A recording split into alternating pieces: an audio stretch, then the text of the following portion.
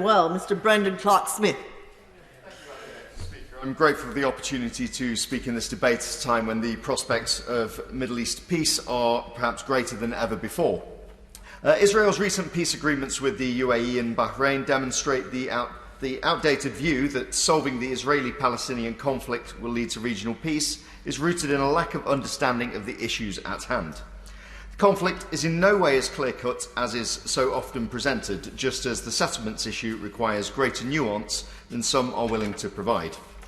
While settlement expansion is counterproductive, it is worth recalling that Israel gained control of the West Bank in a defensive war to maintain security, and that there was no previous legitimate sovereign there.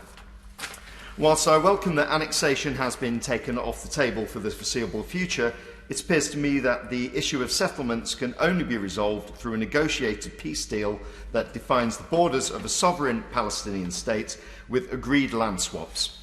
It is for this reason that I have greater hope for the possibility of a two-state solution following the historic signing of peace deals between Israel, the UAE and Bahrain. I wish to applaud the vision and bravery of the UAE and Bahrain in choosing a future of peace and reconciliation. Unlike Israel's peace deals with Egypt and Jordan, these are likely to be much warmer in nature, with a far greater emphasis on cultural and economic cooperation.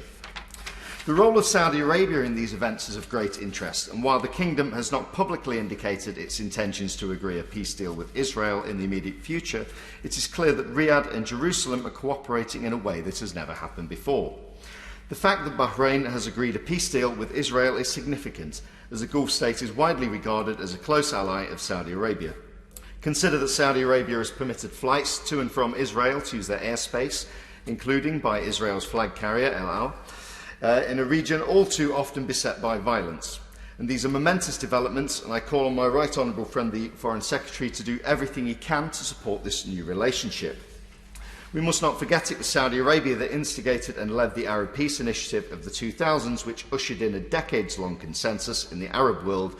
The price of normalisation and recognition of Israel was the creation of a Palestinian state. As years passed and the impasse grew, commentators and analysts increasingly speculated that the initiative had simply emboldened the Palestinians in their rejectionism of repeated peace initiatives as they adopted a maximalist approach.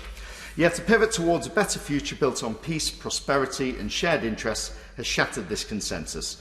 While international efforts have historically focused on unlocking the impasse between Israel and the Palestinians to enable peace, the United States has emphatically shown that peace is possible from the outside in. The Palestinian Authority's joint rejection of the peace deals alongside Hamas is deeply regrettable.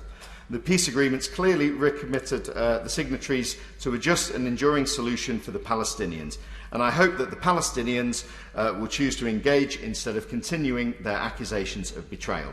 And to finish, after all, the strategy of prolonging the conflict and rejecting successive peace offers has repeatedly harmed the hope of ordinary Palestinians for statehood. Now is the time for change. Thank you.